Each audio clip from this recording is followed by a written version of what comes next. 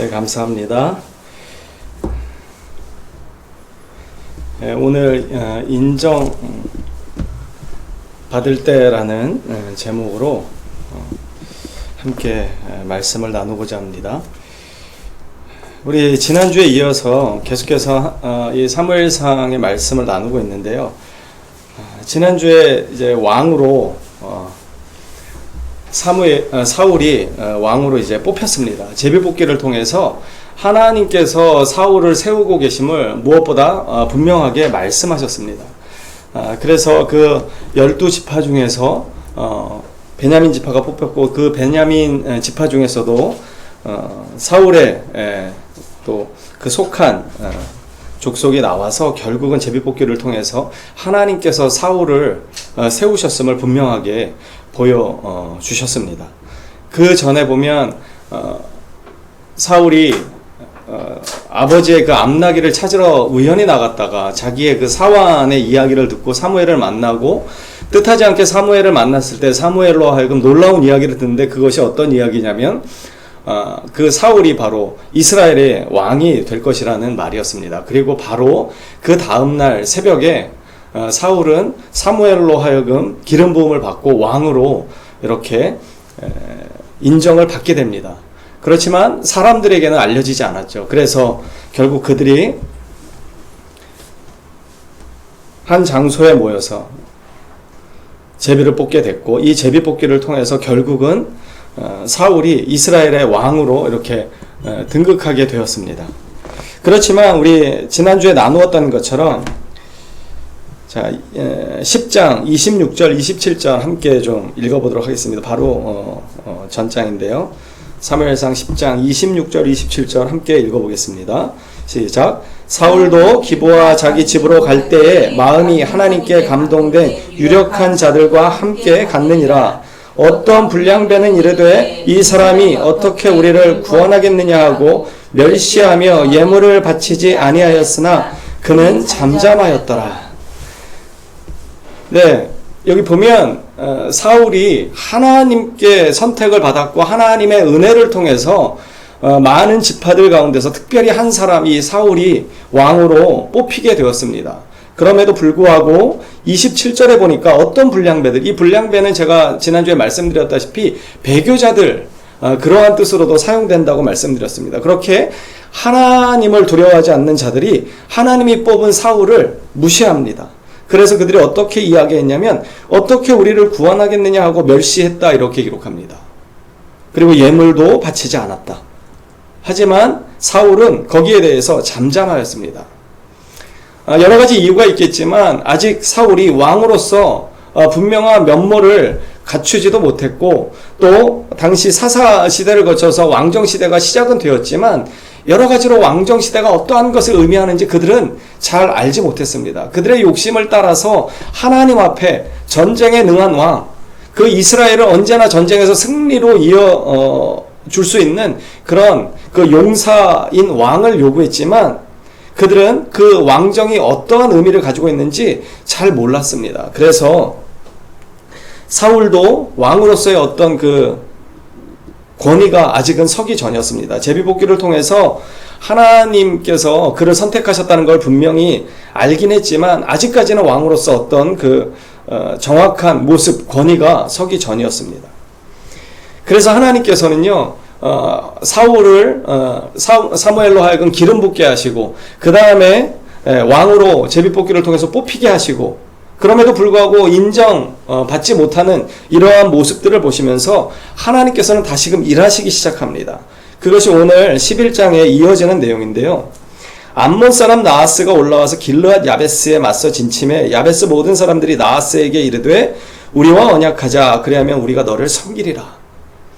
갑자기 암몬 사람 나하스가 등장합니다. 그런데 이 암몬 사람 나하스가 길르앗 야베스에 와가지고 진을 치고 야베스 모든 사람들로 하여금 이제 엄청난 공포를 주었던 것 같습니다. 그래서 그냥 진을 치고 있다는 것만으로도 야베스 사람들이 항복 선언을 하려고 합니다. 나하스에게 1절에 보면 1절 중반절 이후에 보면 나하스에게 이르되 우리와 언약하자, 그리하면 우리가 너를 섬기겠다. 그러니까 그냥 우리가 너를 섬길 준비가 돼 있다. 그냥 우리와 언약만, 약속만 해다오. 이렇게 이야기하고 있습니다. 이쯤 되면 보통 그 전쟁 자체를 즐기는 사람이 아닌 다음에는 그들의 항복을 받아들여야 함에도 불구하고 이 2절에 보면 암몬 사람 나하스가 이렇게 이야기합니다. 그들에게 이르되 내가 너희 오른 눈을 다 빼야 너희와 언약하리라. 내가 온 이스라엘을 이같이 모욕하리라. 이 나하스의 그 말을 비추어 보면 그에게는 엄청난 분노가 여기 담겨 있다는 것을 우리는 쉽게 알 수 있습니다. 그는 그냥 야베스 사람들의 어떤 그 땅을 정복하고 그들의 것을 탈취하는 것으로 만족하지 않고 있습니다. 항복을 선언하고 있는 그들 앞에서 나하스는 전혀 물러섬이 없이 오히려 너희의 그 눈을 빼야, 오른 눈을 다 빼야 내가 너희의 그 항복을 받아주겠다 이렇게 선언하고 있는 것입니다. 엄청나게 잔인한 그의 품성을 드러냅니다. 근데 우리가 이 암몬 사람이 왜 갑자기 여기서 등장하는지 좀 살펴볼 필요가 있는데요. 암몬 사람은 이 암몬 사람의 기원은 창세기 19장으로 올라갑니다. 이 창세기 19장에 보면 우리가 잘 아는 것처럼 아브라함 조카 롯이 그 소돔 땅에 살면서 이 소돔이 죄가 너무나 가득해가지고 하나님께서 그 소돔을 멸하십니다. 그때 이 롯과 두 딸이 살아남는데 이 딸과의 관계를 통해서 낳은 자식이 바로 암몬입니다. 그러니까 첫 시작부터 무언가 꼬여 있습니다. 그리고 이 암몬은 계속해서 이스라엘과 적대적인 관계를 가지게 됩니다. 출애굽 당시에 이 요단 동편을 통해서 이렇게 들어가야 하는데 요단 서편이 팔레스타인이고 가나안 땅입니다. 적과 꿀이 흐르는 그 땅인데 그 땅을 들어가면 요단 동편을 지나야 합니다. 그런데도 불구하고 이 암몬은 이스라엘의 요구, 이스라엘의 부탁을 전혀 들어주지 않습니다. 그래서 신명기 3장에 보면 이 암몬과 모압 족속은 총회에 들어오지 못하도록 이렇게 율법은 그렇게 정해놓고 있습니다. 그 정도로 이 암몬과 모압은 이스라엘에게 있어서, 약속의 백성인 이스라엘에게 있어서는 엄청난 걸림돌이고 큰 위험 요소였습니다. 그리고 계속해서 그 사사기 20장에 보면 입다가 등장하죠. 입다가 등장하는데 입다가 물리쳤던 것이 바로 이 암몬이었습니다. 그리고요, 이 암몬은 지금도 여전히 우리 시대 가운데 존재합니다. 그럼 요르단 아시죠? 바로 이 요단 동편, 그 요단 동편이 바로 요르단인데 이 요르단의 수도가 지금 이 암몬의 이름을 가지고 있는 암만이라고 하는 곳입니다. 지금도 요르단은 이 이스라엘과 아주 적대적인 관계를 유지하고 있습니다. 그만큼 아주 오래전부터 이 암몬은 이스라엘과 감정적으로 상당히 불편한 처지에 있었습니다. 그래서 지금 나하스가 지금 그 야베스 사람들이 항복을 선언함에도 불구하고 그들의 항복 선언을 받아주지 않고 오히려 그들의 오른 눈을 빼버리겠다. 그제서야 내가 너희를 다스리겠다. 이렇게 이야기하는 것입니다. 아모스 1장 13절에 보면요, 이렇게 말씀합니다. 여호와께서 이와 같이 말씀하시되 암몬 자손의 서너 가지 죄로 말미암아 내가 그 벌을 돌이키지 아니하리니 이는 그들이 자기 지경을 넓히고자 하여 길르앗의 아이벤 여인의 배를 갈랐음이니라. 여러분, 가장 연약한 자 중에 한 사람인 이 산모를, 아이가 벤 산모를 그 배를 갈라서 아이를 끄집어내서 죽였다고 하는 이 죄가 아모스서에는 기록되어 있습니다. 그만큼 이 암몬 자손이 아주 극악무도했다는 것을 알 수 있습니다. 그 암몬 사람 나하스가 갑자기 올라와서 이 길르앗 야베스 사람들을 이렇게 위협합니다. 자, 3절 한번 보시겠습니다. 야베스 장로들이 그에게 이르되 우리에게 이래 동안 말미를 주어 우리가 이스라엘 온 지역에 전령들을 보내게 하라. 만일 우리를 구원할 자가 없으면 너에게 나아가리라. 그러니까 이스라엘 사람들이 구원자를 찾습니다. 그런데 없으면 그때는 나아가겠다. 이렇게 이야기합니다. 나하스가 코웃음을 칠만한데 성경은 4절에 보면 이렇게 기록합니다. 이에 전령들이 사울이 사는 기브아에 이르러 이 말을 백성에게 전하매 모든 백성이 소리를 높여 울었다.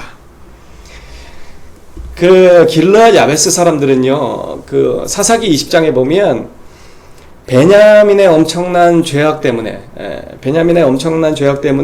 다른 지파들이 이 기브아에 모여서 이 베냐민을 다 몰살시키기로 작정합니다. 그때 빠졌던 사람들이 바로 오늘 여기 등장하는 야베스 사람들입니다. 성경에는 분명히 야베스 사람들만 빠졌다 이렇게 기록합니다. 그것은요, 좋은 의미가 아닙니다. 왜냐하면 이 공동체를 세우는 일에 그들은 소극적이었습니다. 그래서 결국 그들은 더 약해지는 것입니다. 여러분, 공동체를 떠난 성도는 약해질 수밖에 없습니다. 공동체를 떠난 신앙은 약해질 수밖에 없는 것입니다. 지금 길르앗 야베스가 마르다 이런 뜻인데, 연약하다 이런 뜻이 있는데 그들의 이름과 같이 그들은 연약해진 상태입니다. 그래서 결국은 구원자를 찾아 전령을 보내게 되죠. 5절 한번 보시겠습니다. 여기 보면 시작. 마침 사울이 밭에서 소를 몰고 오다가 이르되 백성이 무슨 일로 오느냐 하니 그들이 야베스 사람의 말을 전하니라. 사울은요, 기름 부음을 받았고 하나님께로 선택받았다라는 그 표시로 제비뽑기를 통해서 뽑혔습니다. 그런데 사울이 지금 밭에서 소를 몰고 있습니다. 왕인 사울이 이 소를 몰고 있다고 하는 것은 아까도 말씀드렸다시피 이 왕정 제도에 무언가 그 제도가 정비되지 않았을 뿐만 아니라 사울 자체도 왕이 어떤 일을 하는지를 제대로 깨닫지 못하고 있었다는 것이 분명합니다. 그런데 5절에 보니까 마침, 여러분 성경에서는 이런 단어가 나올 때 우연이 아닙니다. 하나님의 계획과 섭리와 간섭하심이 시작되는 것이 바로 이러한 단어들입니다. 성경은 우연이라고 이야기하지만, 문득이라고 이야기하지만, 에스더서에서도 보면 그 왕이 갑자기 모르드게를 죽이기로 한 전날 밤에 잠이 오지 않아서 책을 가져다 읽게 됩니다. 그런데 그 책을 통해서 모르드게가 왕을 살렸던 그 사건이 다시금 기억이 되고, 그래서 결국은 모르드게는 살아나고 유대인들은 구원을 받고 하만은 죽임을 당하는 놀라운 사건이 어느 날 그 전날 밤에 왕이 잠이 오지 않았다라고 하는 그 문구로 기록되어 있습니다. 하지만 이것은 우연히 잠이 오지 않은 것이 아니고 하나님의 구원의 계획이었고 섭리였음을 우리는 너무나 잘 알 수 있습니다. 오늘 5절에도 마찬가지입니다. 이 마침이라는 단어는 하나님께서 이제 구원의 은혜, 구원의 계획을 시작하셨다라고 하는 뜻으로 우리는 해석할 수 있습니다. 왜냐하면 그때 마침 사울이 밭에서 소를 몰고 오다가 백성이 무슨 일로 오느냐 이렇게 묻습니다. 그들이 야베스 사람의 말을 전하니까 6절 보십시오. 사울이 이 말을 들을 때에 하나님의 영에게 크게 감동되매 그의 노가 크게 일어나. 여러분, 사울은요, 왕으로 뽑혔을 때도 숨어있던 사람입니다. 그리고 그를 멸시하고 조롱하는 사람들도 그대로 내버려 두었던 그런 사람입니다. 그런데 자기와 특별한 관계, 물론 같은 이스라엘 족속이긴 하지만 어떤 혈연으로나 이렇게 엮여 있지 않은 그런 상황에서 이 길르앗 야베스의 어려움을 듣고, 그리고 나하스의 이 극악무도한 말을 듣고 사울이 분노하게 되는데, 그 분노의 근거가 어디 있습니까? 하나님의 영에게 크게 감동되었다 이렇게 기록합니다. 이것은 하나님의 은혜로 그에게 거룩한 분노가 일었음을 성경은 이야기하는 것입니다. 그러니까 이 말씀은 결국 사울을 계속해서 왕으로 세워가시는 하나님의 섭리가 작동하고 있습니다. 사울을 기름 붓게 하시고 세 가지 징조를 통해서 사울을 세우셨음을 사울에게 알게 하셨고, 그리고 많은 사람들로 하여금 제비를 뽑게 하셨고 왕으로 세우셨습니다. 그럼에도 불구하고 우리가 아까 말씀을 나누었던 것처럼 10장 27절에는 불량배들은, 배교자들은, 하나님을 온전히 따르지 않는 자들은 이 사울을 인정하지 않는 상황 가운데 있었습니다. 그런 사울을 하나님께서 그냥 보시고 넘어가시는 것이 아니라 이 암몬 사람 나하스를 통해서 길르앗 야베스에 엄청난 시련과 어려움을 주시고 그 시련 앞에서 사울을 사용하시기로 작정하신 것입니다. 그래서 사울이 이 말을 들을 때 하나님의 영에 크게 감동이 되어서 그의 노가 일어났다 이렇게 기록합니다. 그래서 소 2마리 한 겨리의 소를 잡아 각을 뜨고 전령들의 손으로 그것을 이스라엘 모든 지역에 두루 보내어 이르되 누구든지 나와서 사울과 사무엘을 따르지 아니하면 그의 소들도 이와 같이 하리라 하였더니 여호와의 두려움이 백성에게 임했다 이렇게 기록합니다. 그냥 사울의 말이 무서웠다는 정도로 성경은 이야기하지 않습니다. 여호와의 두려움이 백성들에게 임했다. 여호와의 그 거룩한 분노가 백성들에게도 동일하게 깨달아지고 전달되었다는 것입니다. 그러니까 이 전쟁의 시작은 처음부터 하나님이셨음을 우리는 꼭 기억해야 합니다. 그래서 결국은 그 다음날 모인 수가 33만 명이라고 하는 놀라운 숫자가 모입니다.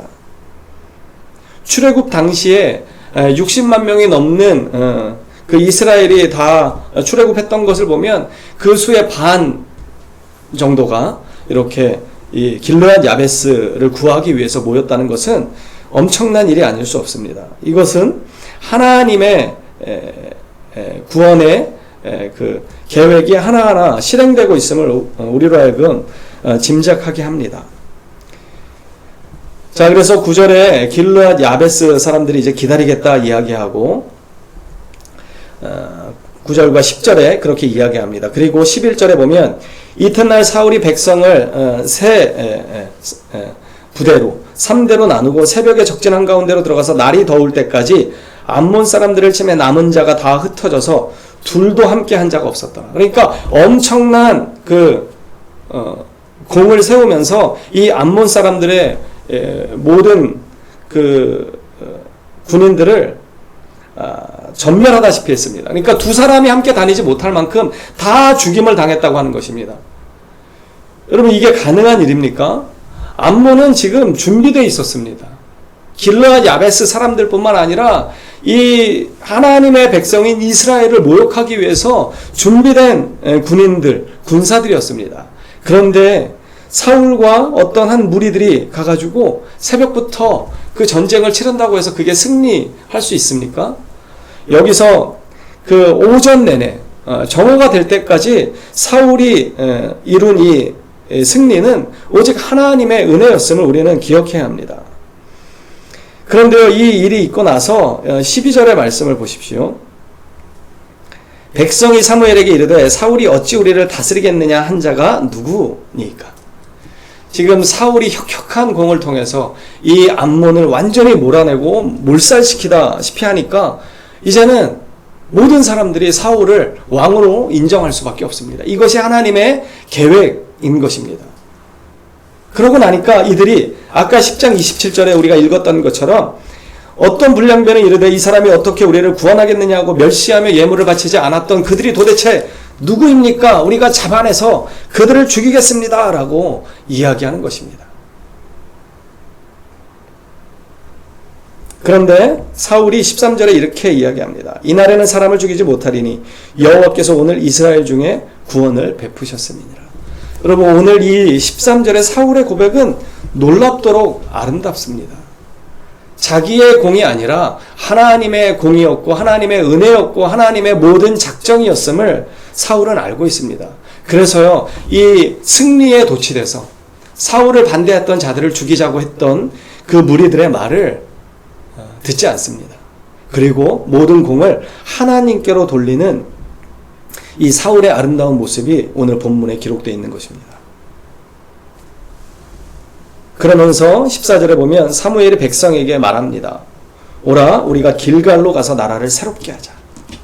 여러분, 길갈은 어떤 땅이냐면요, 여호수아가 그 이스라엘 백성들을 데리고 요단을 건널 때 요단에 물이 막 가득 차 넘쳐서 전혀 건널 수 없는 상황 가운데 하나님의 명령대로 제사장 무리가 먼저 요단 그가에 발을 디딜 때 물이 멈춰서는 놀라운 기적을 통해서 요단을 건너게 됩니다. 그래서 그 요단강에서 12돌을 취해다가 기념비를 세웁니다. 왜 기념비를 세우냐면 우리가 어떻게 하나님의 은혜로 이렇게 구원받고 인도함을 받았는지 우리의 자녀들이 묻거든 이것을 이야기해 주라고 그렇게 하면서 기념비를 세운 곳이 바로 길갈입니다. 그리고 이 길갈에서 정복 전쟁을 하기 전에 모든 이스라엘 백성들이 할례를 받습니다. 할례는 무엇입니까? 하나님의 백성이 되었다라고 하는 징표로 받는 것입니다. 거룩한 하나님의 율법을 받은 사람으로서 하나님의 백성답게 살아야 한다고 하는 그 정체성을 깊이 깨닫는 행위가 바로 구약의 할례 행위입니다. 그 할례를 행했던 것이 바로 길갈입니다. 그러니까 지금 사울은 전쟁의 승리에 도취돼서 사울을 거부했던 자들을 죽이자고 하는 이 무리들의 말을 따르지 않고 길갈로 가자고 이야기합니다. 하나님의 그 은혜를 기억하자라고 이야기하고 있는 것입니다. 이 모든 것은 나의 능력, 나의 공이 아니라 오직 하나님 그분의 은혜였고 구원이었음을 사울은 기억하고 있는 것입니다. 그래서 길갈로 가서 나라를 세우자 이렇게 이야기합니다. 이 나라는 어떤 나라입니까? 왕정 제도가 시작되긴 했지만 여전히 이 이스라엘은 하나님이 왕이신 나라입니다. 이 왕과 백성들은 오직 누구를 따르는 것이어야 하냐면 이스라엘의 처음부터 끝까지 영원한 왕이 되시는 이 하나님을 따라야 하는 것입니다. 그래서 사울은 그것을 잊지 않았습니다. 길갈에 가서 나라를 세우자고 하는 의미는 바로 그것입니다. 하나님의 은혜 앞으로 나아가자. 십자가의 능력 앞으로 나아가자. 복음 앞으로 돌아가자. 이렇게 이야기하는 것입니다. 여러분, 우리는 어떻습니까? 어떤 일에 성공을 거두거나 어떤 일에 큰 성과를 거두면 우리 자신을 드러내고 싶어하는 내면의 이 죄악이 솟구치지 않습니까? 저는 그런 것 같습니다. 목사가 되었음에도 불구하고 무언가 좀 된다 싶으면 말은 그렇게 하지 않지만, 말은 겸손한 척 하지만 이 내면에서는 그래, 그래도 내가 좀 했지. 물론 하나님이 도우셨지만 나도 좀 잘했지. 그런 교만한 생각이 드는 것을 부인할 수 없습니다. 여러분, 무언가 잘 될 때, 무언가 성공하고 무언가 잘 풀릴 때, 여러분 그것이 누구로부터 기인했는지, 누구로부터 시작된 은혜였는지 우리는 꼭 기억해야 합니다. 오늘 본문에 보면요, 사울은 그것을 붙잡고 있는 사람이었습니다. 안타깝게도 사울의 이 아름다운 모습은 오늘 여기서 끝나고 맙니다. 우리가 잘 아는 것처럼 12장에 사무엘의 그 고별 설교를 뒤로 하고 이제 13장에 가면 40년 동안 사울은 이스라엘의 왕으로 등극하지만 이 암몬과의 전쟁의 승리, 그것을 하나님의 공으로 돌린 이 사건 말고는 나머지 모든 전쟁은요, 거의 자신의 이득을 위하거나 자신의 영광을 위한 전쟁으로 그렇게 오염되고 맙니다. 그래서 그것 때문에 결국 사울은 하나님께 버림을 받게 되는 것입니다. 여러분, 오늘 설교의 제목이 인정받을 때입니다. 인정받지 못할 때는 우리가 교만할 수 없죠. 보통 그렇습니다. 뭔가 안 되고 실패하고 망가질 때 그때 교만하기는 쉽지 않습니다. 그런데 많은 사람들이 어떻습니까? 세상 사람들이 인정하고 내가 계획하는 일들이 뭔가 차근차근 다 이루어지고 그래서 큰 성공이 눈에 보일 듯, 잡힐 듯 그 앞에 있는 것 같을 때 그때 우리는 교만하기 참 좋은 상황 속으로 들어갑니다. 그리고 많은 사람들이 그렇게 인정을 받을 때 하나님의 은혜와 하나님의 공을 드러내기보다는 자기의 이름을 드러내고자 하는 경우가 너무나 많이 있습니다.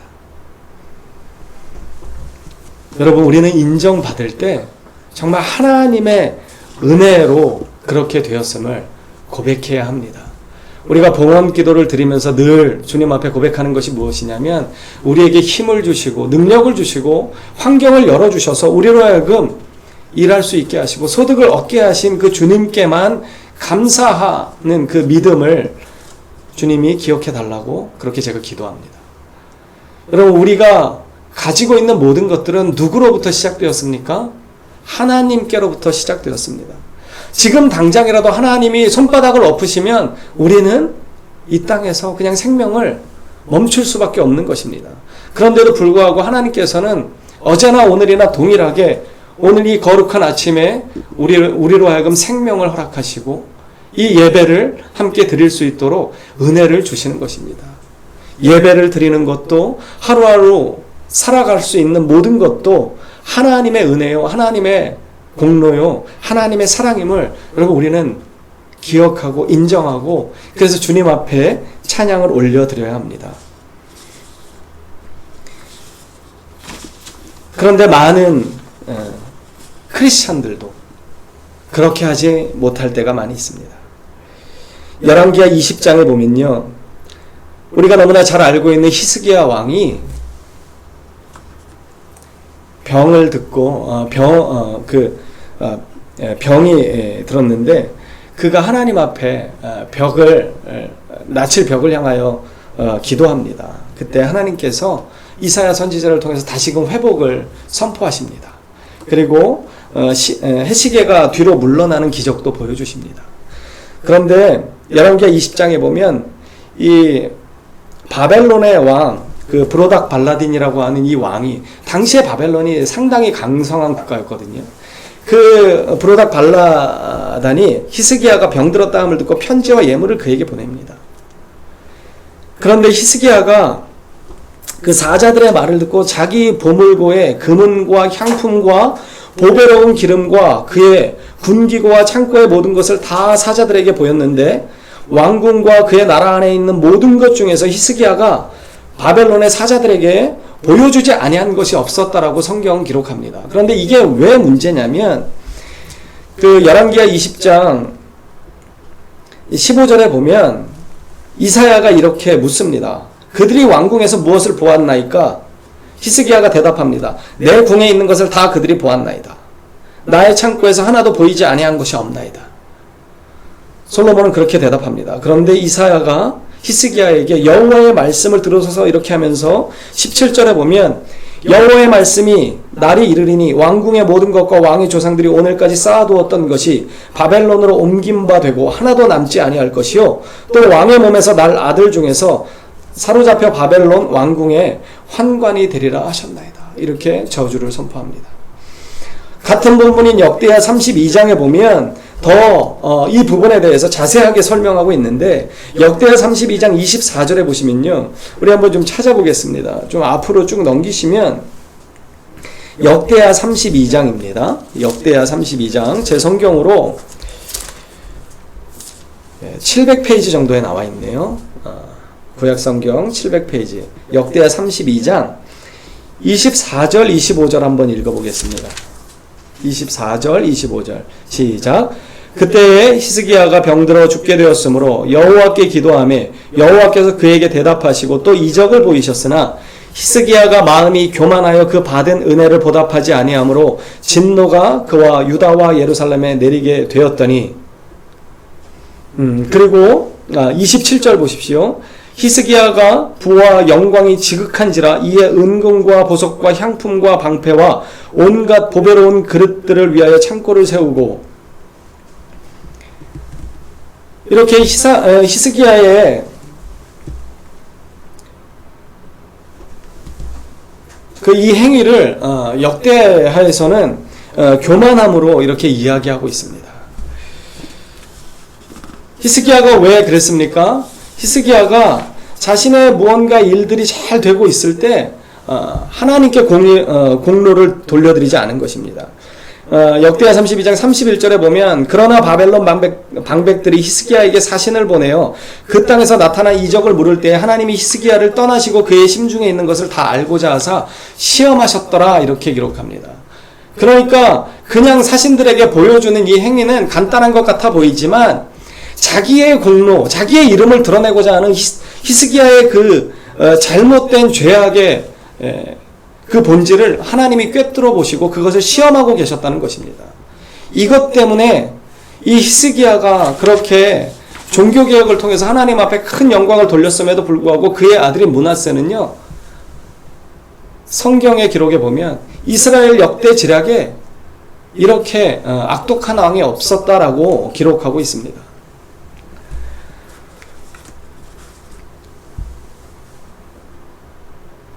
여러분, 지금은 코로나로 인해서 모두가 힘든 상황입니다. 그런데 혹시 이렇게 다들 힘든 상황이지만 나는 괜찮은 상황에 있는 분들이 있는지 모르겠습니다.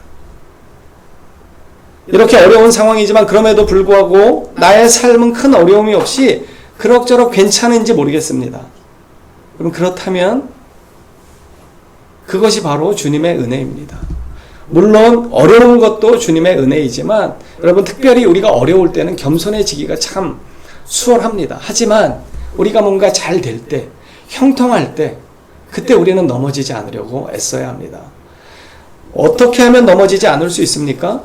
오직 하나님의 은혜를 바라봐야 합니다. 이것이 누구로부터 시작되었는지를 우리는 분명히 알아야 합니다. 그것을 알고 깨닫는 자만이 그 하나님의 은혜를 저버리지 않을 수 있습니다. 자기의 이름을 위해서 사는 것이 아니라 하나님의 영광의 이름을 위해서 사는 자임을 절대로 잊지 않아야 합니다. 성경은요, 자랑하는 자는 오직 주 안에서 자랑하라고 이야기합니다. 그리고 예레미야 9장 24절은요, 우리에게 이렇게 말씀합니다. 자랑하는 자는 이것으로 자랑할지니 곧 명철하여 나를 아는 것, 그러니까 하나님을 아는 것을 이야기합니다. 나 여호와는 사랑과 정의와 공의를 땅에 행하는 자인 줄 깨닫는 것이라. 그러니까 하나님을 아는 것을 자랑하라고 이야기합니다. 오직 하나님이 사랑과 정의와 공의를 땅에 행하시는 유일한 분이심을 깨닫는 것, 그것을 자랑하라고 이야기합니다. 여러분, 무엇을 자랑하고 싶으십니까? 나의 어떤 성공을 자랑하고 싶으십니까? 나의 이름을 자랑하고 싶으십니까? 성경은 오직 하나님의 영광을 자랑하라고 이야기합니다. 하나님을 아는 것을 자랑하라고 이야기합니다. 하나님의 은혜를 깨닫는 것을 자랑하라고 이야기합니다. 우리 마지막으로 고린도전서 1장 좀 찾아보겠습니다. 고린도전서 1장 우리 신약으로 좀 넘겨볼게요. 이 부분만 좀 찾아보고 말씀 마무리할까 합니다. 고린도전서 1장입니다. 바울의 편지인데요. 고린도전서 1장, 제 성경으로 신약 263페이지 정도에 나와 있습니다. 고린도전서 1장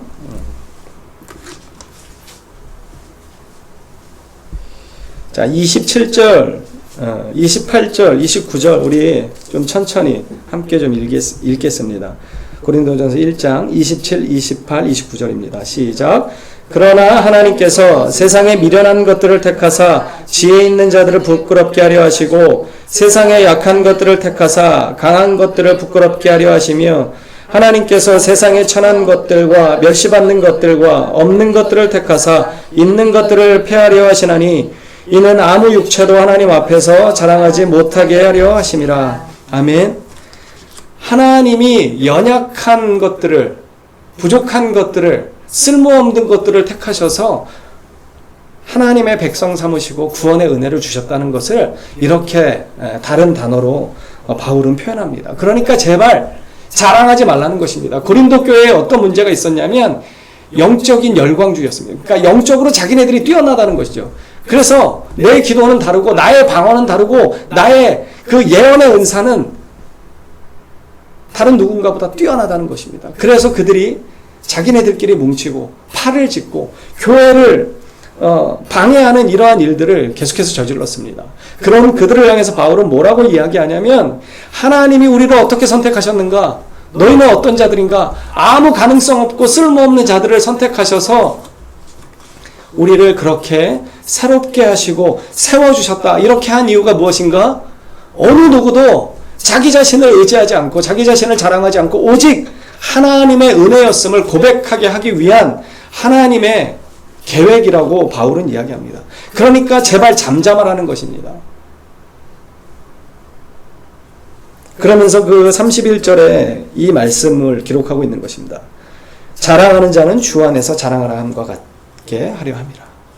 여러분, 자랑하십시오.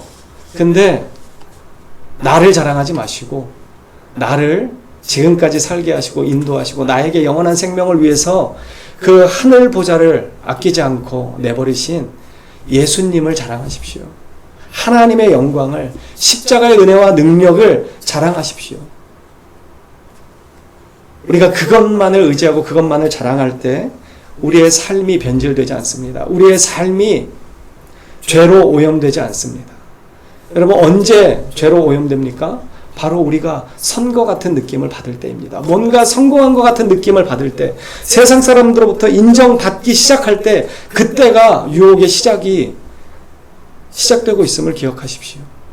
그때 여러분, 우리 겸손히 주님의 은혜를 바라보셨으면 좋겠습니다.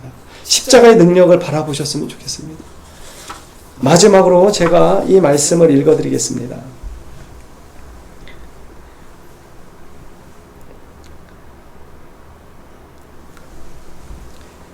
바울의 고백입니다.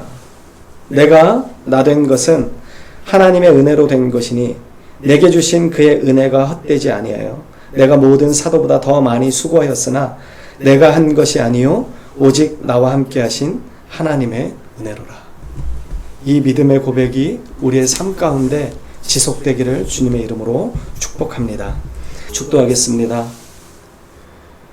우리를 모든 죄악 가운데서 건져내시기 위해서 저주의 십자가를 기꺼이 짊어지신 우리 구주 예수 그리스도의 은혜와 세상의 수많은 사람들 가운데서 우리를 택하여 주시고 기름 부어 주시고 세워 주셔서